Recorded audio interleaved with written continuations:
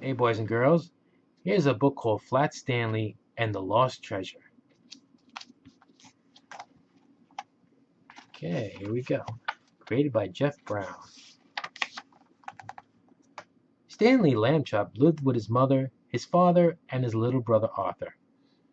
Stanley was 4 feet tall, about a foot wide, and half an inch thick. He had been flat ever since a bulletin board fell on him. Sometimes being flat was great, especially on trips. Stanley could fold himself up and get comfy anywhere.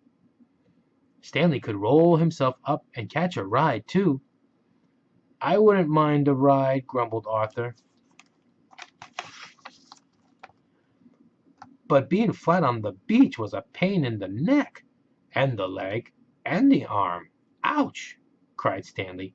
That's the 3rd time I've been stepped on today. Stanley brushed off the sand. Let's do something else, he said to Arthur. Want to go snorkeling? Sure, said Arthur. Stay in the cove, Mrs. Lambchop called. Okay, the boys agreed, pulling on their masks. Stanley splashed into the sea. Last one in is a rotten egg. No fair, said Arthur. You don't have to put on fins, Stanley grinned. It's not my fault I have them built in. Stanley's flat feet helped him swim faster than Arthur, but he didn't mind slowing down. There was so much to see. Stanley spotted a school of bright blue fish. Arthur pointed out a stingray. Hey, it's flat like you, he tried to say, but it sounded like blah blah blah blah blah blah blah blah blah. A small silver dolphin zipped past Stanley. It whirled around and swam back, so close he could almost touch it. Swish! The dolphin raced ahead again. It looked back at the boys as if it wanted them to come along. Stanley looked at Arthur. Arthur nodded eagerly. The boys kicked hard and followed the dolphin to the end of the cove. Below them, the ocean floor dipped. There, nestled on the bottom, lay an old ship. The dolphin dived down. The boys took deep breaths and dived too. They couldn't believe what they saw. The ship's sails were torn. Its nests were tangled. But in the middle of the wreck sat a chest of gleaming gold. Stanley kicked back to the surface. Arthur's head popped up next to him. Did you see that? Arthur cried. Let's grab a bunch of gold. We'll be rich. Hold on, said Stanley. That treasure must belong to somebody. Let's take one piece to show everyone. Then we'll figure out what to do. Okay, said Arthur. Just then, a wave slapped Stanley, then another. It's getting choppy, he said. I think it's going to storm. Wait here, Arthur. I'll hurry and get the gold. Stanley dived to the ship again. He picked up a gold bar. It was the size of a candy bar, but much heavier.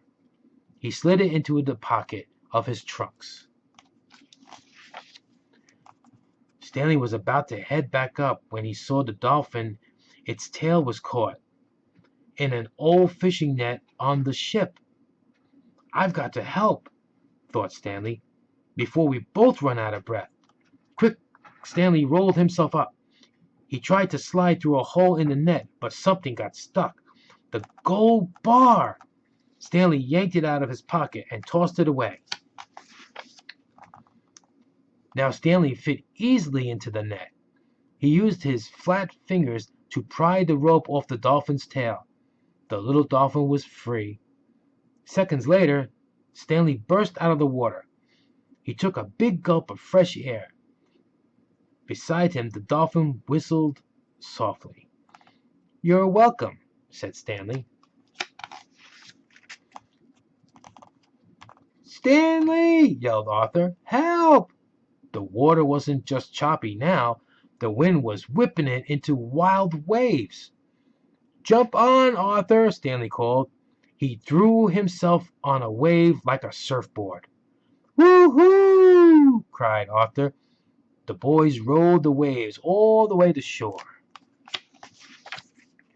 By morning the storm had passed. Stanley and Arthur took their parents to see the shipwreck. "It was here, really," said Stanley.